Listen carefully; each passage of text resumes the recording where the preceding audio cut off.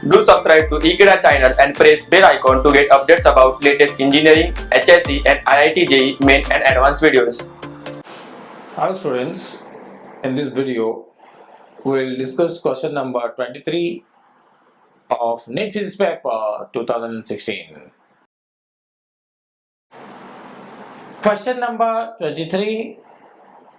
A uniform circular disc of radius 50 cm at rest is a disc. Radius is 50 cm.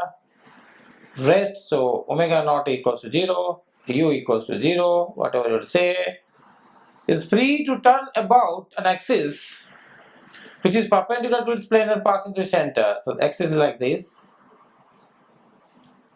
This disc has to rotate about this axis if it has to. It is subjected to a torque, so torque is provided. When you provide a torque, it will rotate, which produces a constant angular acceleration. The torque is producing a constant alpha. Alpha is constant because torque is I alpha, so it is producing constant alpha, which is equal to 2 radian per second square. Its net acceleration in meter per second square. So find the net acceleration at the end of t equals to 2 seconds is how much? Now the thing is that to find net acceleration, because this is a disk which is rotating, if I consider any point on the periphery, suppose I consider a point here, this point is rotating and this particle is both performing circular motion, so it must have centripetal acceleration and it is also must be having some tangential acceleration. So this particle will be subjected to both the acceleration. Its net acceleration. Whose net acceleration? It is subject to torque. A particle is there. The disk will also rotate. The particle is there. So if I consider that the net acceleration is the combination of AC square plus 8 tangential square, the root. How to find AC and AT? So let us find first AT. That is the tangential acceleration.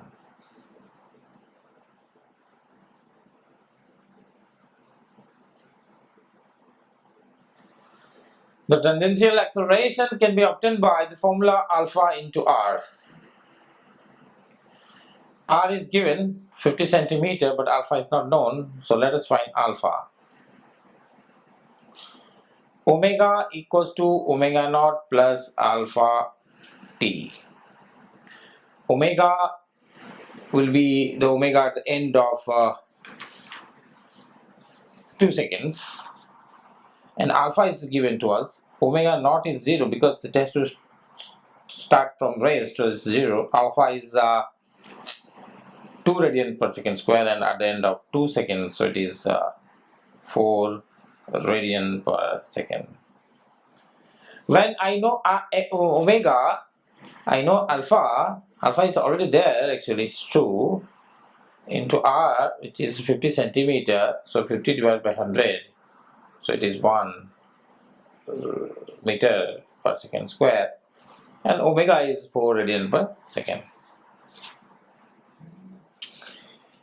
So now I have to think of centripetal tangential acceleration. I've already got one, and I have to find centripetal acceleration, which is omega square r, and omega is 4, so it is 16 into r, which is 50 centimeter, which is half, which is 8 meter per second square.